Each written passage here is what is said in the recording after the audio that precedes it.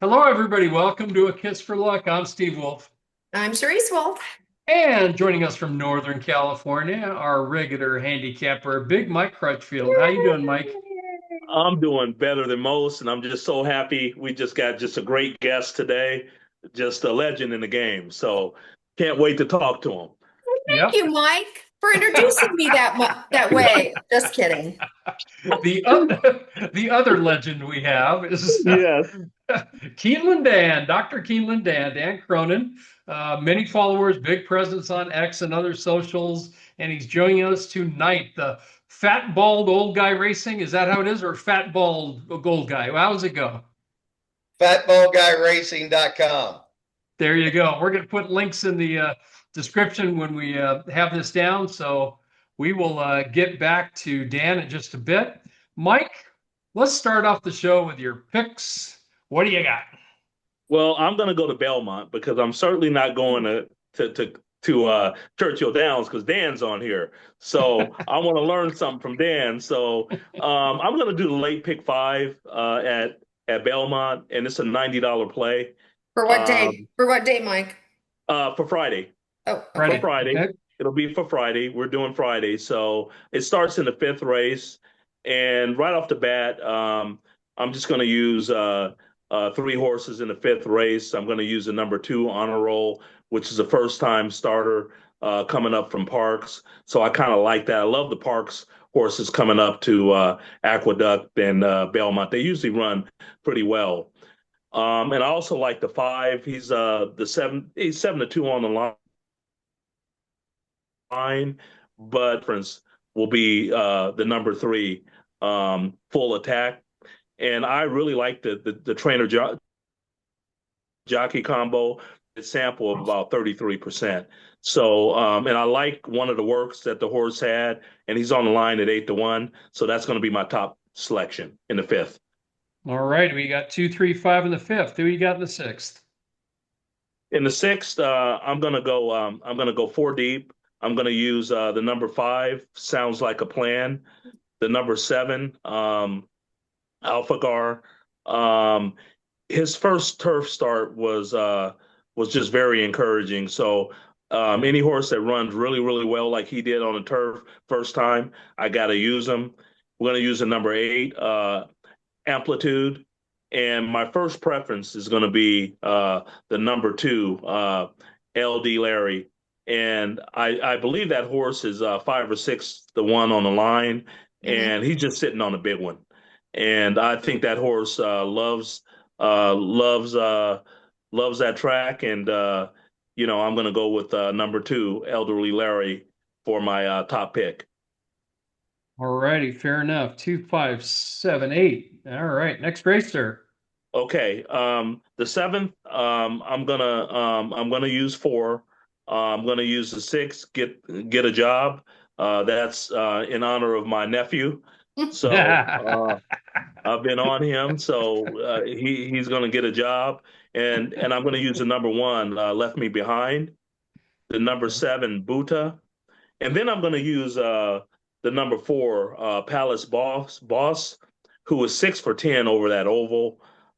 Really loves that track, and he's 4-1. I think that horse is going to run big. So that'll be my top selection, number four, Palace Boss. All righty. One, four, six, seven. Next Yes. racer. Next race, eighth race, I'm going to use three horses. I think that if you use these three horses, I think you're going to be all right. I'm going to use the number one, Mocresa, who's 2 for 3 over the oval. I always like that. A horse that's really improving, number three, Iron Max, with Flavian Pratt up. So obviously, I love Flavian, so he'll have the horse in the right place. And the horse that I'm going to play to win at 5-1 has had a one prep race. Number five, Real Savvy, and it's Clement and Rosario. I think that horse is going to really run big second time out. Okay. One, three, five. Love it, love it, love it. And then the final one, sir. Yeah, this is like it's like a big beach. Um, ball to me. I'm going to use the Yeah. number 11, Enlighten, and I'm going to single that horse.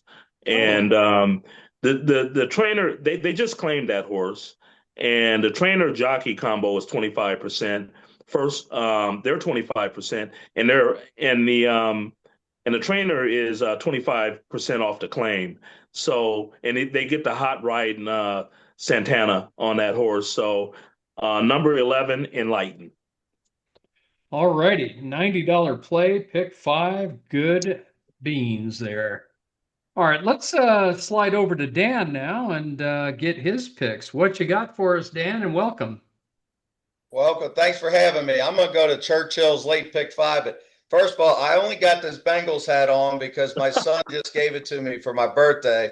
So I had to at least wear it for a second Yeah. before I start screaming about them. Fair enough. Yeah. We somehow won Sunday. I don't know how that happened. Yeah, I don't know either, but you know what? It's still a victory. Right. At the end of the year, nobody's going to care, right? Not at all. Well, I'm going to go to late pick five at Churchill. And I always say this, small players, we're going to try to keep it around $100 or under. Yep. That's why we do these charts nowadays for the bigger players, so they can just go down the chart and add some horses if they want. Because it's comical. I got guys that bet $25 pick fives and guys that are spending $800 at Kentucky Downs. People were screaming that my tickets weren't big enough because they wanted to bet $1,500 50-cent pick fives, and I'm just like, oh my Lord. Yeah. So I'm used to all the different kinds of betters, but I'm going to use the 2, 3, 8, 9 in the sixth race at Churchill. Excuse me, Dan, is this for Friday or Saturday? Friday. I'm sorry, Friday. Okay, hold on. Okay, all right, gotcha. No All right. worries. 2, 3, 8, 9, the first. Yep, 2, 3, 8, and 9. I hate to be Captain Obvious in that race with pretty much the four choices, but I do like the 9 the best for people that like to hammer it an extra time with some top picks, which I like to do because it don't cost much money. You know, I got a guy that only bets $2 pick fives, and he likes to hammer all the pick fives and then add 1 or 2 horses, and that's it. Yep. Sounds so- like me, Mike. Yeah, I mean, you two should get together to me, and play you tickets. can have a heck of an ROI if you hit one for $400, right? Yeah. It takes you 6 Yeah, months you to do. get back to even. But I like Guardian the best. I think that's a monster rider move to Irad Ortiz now that he's down in Kentucky for a little while for Eric Foster off the claim. He's a good trainer and he doesn't get a lot of credit. And I love those outside posts at Churchill, that long run down the backside, the tactical speed horses that can just kind of sit and look over, and 6-1 to me is a heck of a prayer, but I don't trust him enough to single him, and I really like a horse in the seventh race. So moving over to the seventh race is just a 6 furlong, not a 2 race. And Papa Ken, to me, you get Gaffleone for Steve Asmussen. He's cutting back a little bit, and he just lost to Comport, who's going to be probably 2 to 5 on Saturday in the big race at Churchill, the big 2-year-old race. So I think he should be the single. I'm kind of Captain Obvious there, but hey, at 2 to 1, I'll bet my $90 or $100 pick five and then bet 100 on him to cover my ticket if I can get anywhere near 2 to 1 on Papa Ken. But I think he's the obvious single in there. All he's got to do is improve a little bit, and he's going to win. And I love those stalking outside posts again. The 6-hole can break second or third and can just kind of go when he wants to go. And that's kind of my whole shtick on teaching people to bet on when to bet big and when not to. I love to bet on sprint dirt races when I got a horse with that tractable, tactical speed towards the outside, where I love riders, don't get me wrong, but it takes a lot away from what the rider has to do. You know, a lot less trouble they can get in, you know, things like that where they can stay clear and just kind of go when they want to. And I think this one's going to have that perfect trip. So I'm going to go ahead and single there. And then in the 8th race, I'm only going to use 2 horses. I really like Holy 7 off the workouts. And this is another great improvement that's happened to our game over the last couple of years with Bruno DeGiulio, and then Oh, yeah. also with the XBTV people. Both those websites combined, you can watch so many workouts now where Yeah. 2 years ago, I'm not even sure I knew what I was looking at. But after watching 1,000 of them now, you can kind of tell, and you can look up the company and see who he's been working against. And holy seven, whoo, does he look impressive in the morning. So you get Tyler for Steve. I don't want to knock anybody, but you know when Steve is serious, he's reaching for Jose Ortiz, Tyler Gaffleone. You know, Sure does. he's not reaching into the family. He's reaching for those guys. Yeah. So true. I mean, we got some of the best riders in the world sitting there. If you got a live one, you're going to try to go get one of those guys. And I think this one's live. And I think Dale Romans did the same thing with the 11. Into the Beast is working so fast. I mean, you can even see it in the form, how fast he's working. Now, Dale loves to work horses fast. He's the opposite of Asmussen, who won't let him work fast. You know, but I read Ortiz could have probably ridden 5 horses in this race, and he's on the West Point one for Dale Romans. So I think I'm just going to take those 2 and be done with it. And then in the last 2 races, now I got to get a price. So, you're kind of chalky in the first 3. You're not going to, you're not going to light the world on fire there. So I kind of said, all right, I think the 1's got a chance. I think the 5's got a chance, Cat on Time. Gold Luck, the 6 at 8-1's got a chance. Harrisburg, we argue about this all the time. Do you use a favorite if you're going to use 5 or 6 horses? Right. I leave that up to the individual. I just say, if you want to take 5 or 6 of them, use them if you want. If you don't want, I get it. It's up to your preference. But I think the 1, 5, 6, and the 8, who's 12-1. The 8's going back to that same theory again. Outside, dirt, tactical speed. The horse has 7 wins. You got Asmussen. It comes out of the Banishing race. Hear My Song. I mean, those horses are really nice. So maybe at 10 or 12-1, he's not going to get bet. He could get that perfect trip. Is he good enough? I don't know. But he does like to win. So if he can get close in the lane, he will fight to try to get there. So I think you use about 5 of them in there. And then in the last race, I got 1, 2, 3, 6, and 11. I think I got some prices in there. Sometimes this formulator sticks on you. I don't know if it does that to you guys. It sticks on me. I want to. Yeah. But Trader 12-1. Pacific Standard 7-2. Edifice is 5-1. And then what is the 6 and 11? The 6 is 3-1. That's no great bargain. And then the 11, I think the 11 is going to drift up. Nobody bets on Chaminade at Churchill, and the Romans horses will kind of drift up if they're not the dead favorite and hot horse. We all love Dale, but he likes to tell everybody when he's got a good one. So, maybe claiming he's not so true. That. So, but I think 5 times 5 times 4, you're right at $100 before scratches. And if you want to sneak a long shot in there to try to make it a little bit better, but if Papa Ken stays 2-1, I'm going to pay for my ticket. I'm going to bet that $100 ticket, and I'm going to bet 100 to win on Papa Ken. And then if I don't win the pick 5, I don't, but I'll have some profit because I think he's going to win, and I'm hoping that it holds around 2-1. Okay, fantastic. Okay, Charisse, that was excellent, Dan.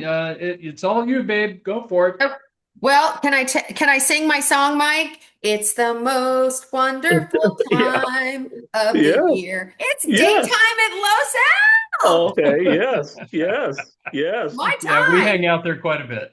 Yeah, we've run a lot of horses there, Dan. A lot of the cheaper thoroughbreds. Caleb Keller said it best. He said we are the What are we at Los Al? The Mr. and Mrs. Los Alamitos. Mr. and Mrs. Los I Alamitos. love Yeah. it. I love it. Our years that we did it, we had so much fun. Okay, here we go. The only thing is the late pick four is $1 minimum. So, Mike, I've upped the ante. I have a $24 ticket. Don't faint. Oh my goodness. I I might know. have to report you. I I might know. have to report you. Look Yeah. out. Okay, here we go. This is for Saturday. No, this is tomorrow. Sorry. Friday. Tomorrow, Friday. Fifth race, Los Alamitos daytime. All right. I'm going to use 4 horses here. I'm using the 5, our agenda. Don't care for the trainer, but first time starter. I'm going with first time starters and the favorite. The 6, Sunny Creed with Kyle Frey. The 7, Beers Board, Doug O'Neill at 5-1 with Antonio Fresu. And the favorite is going to be the 10 Separator. I got to use that horse. Not crazy about him, but he could win from the outside. 6th race, I'm going to use the 3, the favorite, Liquid Spirit, Doug O'Neill. And I'm going to use Doug O'Neill's slightly higher price, the 4, She's Splendid. So we're 2 deep in the 6th. In the 7th race, I'm going to go the number 5 at 15-1. I am going to put a little money on this horse. This was one of the jockeys we used out there, Edward Rojas Fernandez. We're good friends with his wife, Karen. Hi, Karen. Time to Bolt, number 5. Angie Aquino. I don't have to say much more than Angie Aquino at Los Alamitos. And Edward's riding. Horse has been off since June. And I think for claiming 20, I think this horse will be there. So I'm hoping he wins. But I'm also going to use a 20-1 shot. Seattle Breakout with Efrain Hernandez for Sergio Morfin. And I'm going to use the 9, Broadway Unions, which may be favorite or co-favorite for Hector Palma and Armando Ayuso. And then in the last race, I got a single, but it's the favorite. Y'all Come, number 9. Antonio, is it Antonio Aguilar? Is that his first name? Armando. Armando Aguilar. That's my single. So it's a $24 ticket, and put a little money on Edward Rojas Fernandez in the 7th race on number 5, Time to Bolt.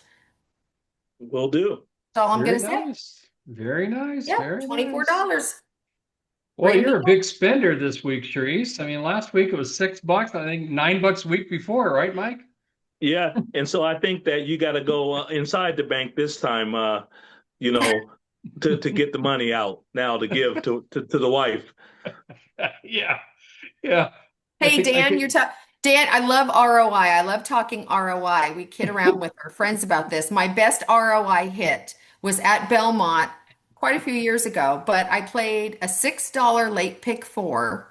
I hit it for 3,400. And I didn't even know I hit it until Steve went into my account and checked. Wow. Yeah. You got $4,000 in there. You the root at home? She's like, what? Yeah. It was amazing. And one of the handicappers that I follow back there gave out a 20-1 shot, I think in the second to last leg, and I singled him and he won. Yeah. So blew it up. Nice. Yeah. Good stuff. Anyway, okay. All right. Well, I'll roll through mine. I'm going to take a chance at Belmont on Saturday, Mike. I mean, we'll see how things are there. I know Churchill's got some rain. I don't know how Belmont's going to do, but what the heck? It's a couple of days in advance. Let's pray for rain. Or rather, pray for sun. What am I talking about? Sundance. We do a Sundance. It's a different dance than the rain dance, I think. Okay, so we're going to do the late pick 3, races 9 through 11. It's a $1 base wager. And we're going to start this one off. It's an allowance 88,000, and it's a 1.125 long race. So I think Tuscan Gold's going to be the favorite. Chad Brown, Manny Franco, the 6. I'm putting that one in. The 8 is probably going to fight with them for favoritism. Classicist. That's Carmouche and Todd Pletcher, your buddy Carmouche there, Mike. So we're just going to start off nice and calm with a 6-8 to begin with. I don't think I'm going to get the prices there. The next race is the 10th, the Floral Park. It's a $150,000 race. And I'm going to go 2, 3, 4 in that one. I think I can cover it there. I really like the 3 the best, but unfortunately, it's going to probably be the favorite. We talked about Miguel Clement. My gosh, he I mean, rest in pieces, certainly his father, but he took over a live barn. So, I mean, Yes. it's him or his dad, but you know what? He's doing the right thing, and hopefully it is the right thing, as we don't need to say any more on that. So, yeah, 2, 3, 4, we're going to go in that race. The next one, I'm going to try to catch the price. We'll see what we have here. But in a pick three, you got to spread somewhere, and this is going to be it. I could go more horses than this. Feel free to add more if I'm missing something. But I'm going to go 1, 2, 4, 5, 6, 9 in this one. And feel free to add as you wish. I think the 8 Kid Creases got a shot too. You might want to put that one in. But all in all, this is a $36 play. It's such an open race, this last one. It's a claiming 35,000, non-winners of 2, and it's a mile and 16th on the turf. And these are a bunch of horses that just, I mean, they're there for a reason. They don't particularly care to win. They win occasionally, but not too much. The first time gelding is interesting. Sanderson, the 6 horse. So if you're going to bet one, I think that's probably the one to bet, just because you got to separate them somehow. And I think Yep. one way to do it, first time gelding, and it sure took them a long time to do it, because we're talking a 4-year-old and been around a bit. So that's my ticket. It's $36, and hopefully we can get something played a couple of times if you want. Dollar base wager. So that is it for the handicapping. Now let's get to the social hour. Dan, once again, thank you for joining us. And the question we always like to tee it off with is, how'd you get into horse racing? Tell us all about it. Well, my dad was kind of like the original tout at River Downs. He had so many jobs growing up. He was a school teacher, a high school basketball coach, a scout for the Atlanta Braves part time, and then he was an usher at River Downs, and eventually the $50 minimum mutual clerk at River Downs. But I grew up because I'd have to go with him to the track, and then he would take me to my baseball games all summer. So I would wear my baseball uniform, sit at the track all day, waiting for him to get done, and then we'd go to my baseball game. And I'd watch him mark people's programs and never understood what was going on for a lot of years until I got old enough to understand. They would all give him $1 or $2 to go through and mark, who do I bet on here and what exacta do I play and all that kind of stuff. So I eventually was old enough to ask him, how much money you make doing that? And he's like, I get like $20 a day. But my mom was a miser, and she wouldn't give him any money to bet with. He wasn't allowed to have he had no credit card, no debit card. He wasn't allowed to know what they had in their checking account, nothing. So that's how he called it his start every day. That was his start, was he marked everybody's programs, he'd get his $20, and if he ran it up, great. If he lost it, then oh well. And that's the way he bet for years. And so I watched that and kind of just learned from him. I mean, I can't tell you how many nights my brother and I would sit on his lap with those big old racing forms and just read the form all night until they'd finally put us to bed. I mean, I was reading racing forms and learning speed figures when I was in 6th, 7th grade. Wow. So, yeah, my dad loves to tell this story because I was really little. They actually thought I was going to be a jockey for a long time because I was about 4'8" in the 6th grade. And Humi Johnson was a trainer, was teaching me how to ride horses on his farm. And then I spouted up like 50 pounds one year and grew like 7 inches. And he went to my dad and said, I give up. He's not going to be a rider. You better make him a center fielder because he's not going to do this. So, that's just, how I got into it and reading the forms and I did it all through college. And I actually ran bets for the teachers in high school. In my study hall, they would all come down and give me money, and I would run to River Downs and make their bets all through April and May when River Downs would start running. Sure. That's great. That's fantastic, man. That's awesome. Yeah. That's the start. That's how you get into it. I've got a picture somewhere of Charisse with a racing form when she's like 3 or 4 years old. So she's with I my love to see that. with yeah, my I will find it for you, Mike. grandfather. I've got it. Yeah. We're sitting there by the pool. I have my sunglasses on, and I'm opposite my grandfather reading the racing form. Wow. Fantastic. Yeah. In Great the family. grandfather. I'm Yeah. sorry. Great grandfather. Yeah. Yeah. There you go. Yeah. All right. Well, So, starts so, young. so Dan, this is the question we love to, the fans love to hear.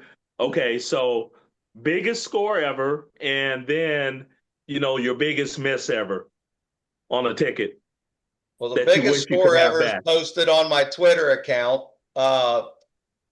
We were sitting in my backyard. I always have a derby party, and it was me and a buddy of mine, and we were getting towards the late pick five. And I love Jackie's Warrior, and the Brad Cox people told me that the first time starter in the last race could not lose, and they had been telling me that all week.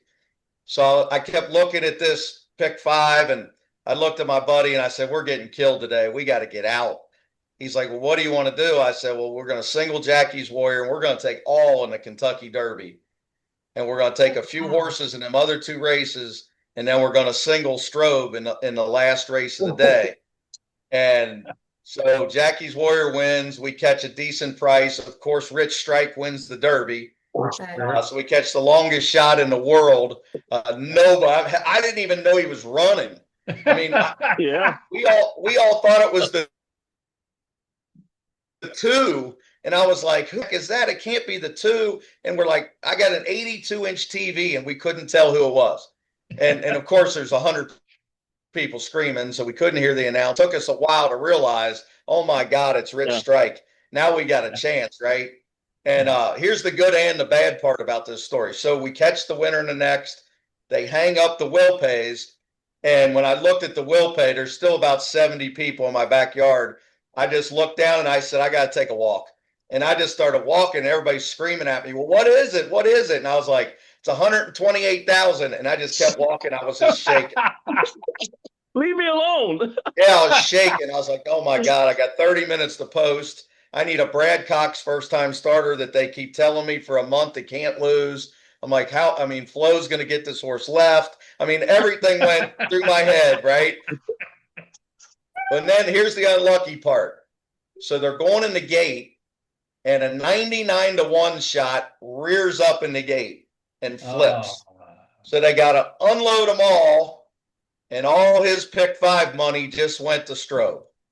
Oh no. So the new will pay is 110,000.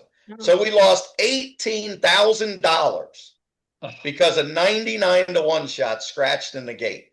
That's terrible. Now the good news is Flo beat the gate, and he was gone from the first second, and there was never a doubt. But when you look back at that race, do you guys know who ran second in that race? In a maiden race at Churchill after the Derby. Don't remember. Elite Power. Oh, really? Oh my gosh. You want to talk about wow. Yeah. I mean, holy smokes. I beat Elite Power. Yeah. To win the money. And I'm thinking the whole time I can't lose. I wasn't even worrying about him catching me. I thought, oh, Cox told me he's going to win. Don't worry about it. I mean, he's running about 90% when they tell me to bet. I wasn't even worried. I was smoking a cigar before the race, and everybody's like, "Why are you doing that?" I was like, "I really don't think we can lose." I mean, something just came over me like, I'm actually going to finally do this. Yeah. That's awesome. Fantastic. Great All right. story, now we Dan. hate to go to the bad one, but what was your worst beat? It just happened. Oh, no. Saturday, Kentucky Downs. Okay. Lay What it on happened? us. So I'm getting crushed, and we're all sitting there, and I said, you know what? I think this horse 7 or 8-1's got a chance to upset. I was like the third race. So I said, the heck with it. I went up to the machine, made $100 straight pick 3, won 11-11. Didn't think a whole lot of it. Figured it's just more money I'm going to lose because everybody gets crushed at Kentucky Downs. I'm thinking, I'll just take a shot. What the heck? Well, the one upsets and wins. I think he paid like $13, $14 or something. And then the 11 horse wins the middle leg. And I'm still, I mean, I'm 4 beers in. I got a bunch of guys around me. I'm not really registering how much this could pay. So I called my dad back in Cincinnati. I said, hey, you got any will pays? I can't see anything down here. We're on the finish line pavilion. And he's like, how much do you have? I said, $100 one. He's like, whoa. I'm like, what? He's like, it's $376 for 50 cents. I'm like, $75,000? Whoa. Yep. So now I'm shaking. I walk back to the table. The guys are asking me. I was like, I'm afraid to say it. I don't want to jinx myself. So a guy sits down next to me. He goes, man, I got a big tip on a horse in here. I said, who's that? He said, the 11. I just went, oh, no. Oh, No, no. I Another don't guy want to hear walks over that. and he goes, hey, man, everybody over here in the paddocks talk about this 11 horse. He's 6-1 down to 8-5. I'm like, oh, no, here we go. Yep. And you guys won't remember the trip, but he got blocked behind horses, couldn't get out. Oh. Finally on the turn, went 5 wide around them all. And for a split second, it looked like he was going to win, but the 7 got loose on him and he runs second, beating about a length. Oh. And the whole stretch, I'm like, oh my God, is he going to get there? And then he just couldn't get there. And Oh. so, Yeah. I just sat there and said, well, I guess I was allowed to win one a few years ago. So I guess I got to have a few more bad That's beats right. before that happens. You're Yeah. only That was, allowed so many, Dan. If you got time, I got a funny one for you.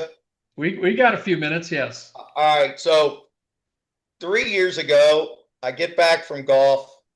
It's 100 degrees out. I'm sweating. I'm tired. So I decide to lay down on the couch and I look up and there's a pick 5 at Belmont. It was before Saratoga opened. It was at Belmont. And I said, let me bet a little pick 5 ticket. Well, I fall asleep. I wake up and realize I'm alive in the last leg to who I think is the 4-5. Okay. My fat fingers and my tired brain hit 5-6 by accident. Oh, no. Well, Poor one. I was looking up the will pays and didn't realize that it could pay anything because I didn't see the races. I was sleeping. And I look up, I was like, whoa, okay, the 4, 3,000, the 5's 3,000. I got the 2 favorites. Okay, hey, 3,000, 3,000. I'll take this. Oh, yeah. I look at my ticket and I'm like, oh, wait a minute. 5-6. How did I do this? I got 5-6. What did I do? And I look down and the 6 is 27,000. He's 40-1. I'm like, So they open the gate. They're going long on the grass. The 6 takes a 3-length lead in 2 steps. He's gone. The whole way around the backside, I'm still sitting on the couch in a daze, not dreaming this horse could win. Right. Turning the bend, he's still 3 in front. Now they straighten the turn for home. He's 5 in front, and he ain't stopping. Right. And the only horse anywhere in oblivion is the 5. And he starts to slowly cut into it. And I'm screaming at the TV. I mean, I'm screaming, please, God, let this mistake give me 27,000. I mean, nothing like this ever happens to me. No, I cannot get this lucky. And they hit the wire together, and I'm telling you, it's a Let It Ride photo. Oh.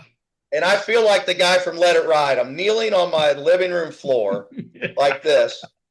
Yeah. They hang the 6. I leap up. I'm running around my house like a maniac. Yeah. My kid runs in from the bedroom and he's looking at the TV, and I'm in the kitchen celebrating. And he says, Dad, I said, what? He goes, what's inquiry mean? Oh, Oh, God. I come back around, objection, inquiry. I'm like, you got to be kidding me. You got to be kidding me. They show the head on, and I knew I was dead. Oh, no. Oh, man. He saw that horse coming and decided to drift out, and right for the wire, they hit, and he ricocheted off of him and held on by an inch. I knew I was dead. I got 3,000, and I didn't deserve the 27 anyway, But still, Yeah, you did. but why can't I get lucky one time? Hey, the horse gods, they're pretty Yeah. fickle. Yeah. Exactly. The horse man. god got me and said, "Oh no, you weren't supposed to have this." Oh, That's a good Gosh. one, that's Dan. funny. It's a good one. Well, that's with that we'll wrap this baby up. Thank you again, Dan, for coming on, and everybody watching. We'll put all of his socials in the comments, and all the pics we made we'll put in the comments as well. And until we see you all again at A Kiss for Luck, we like to close it just like the dating game there, Dan. With a kiss. So until next week. There you go. I like that. Bye all. Get Thanks to for coming Los by. Al this Yeah. weekend, everybody. There you Yay. go. Yay.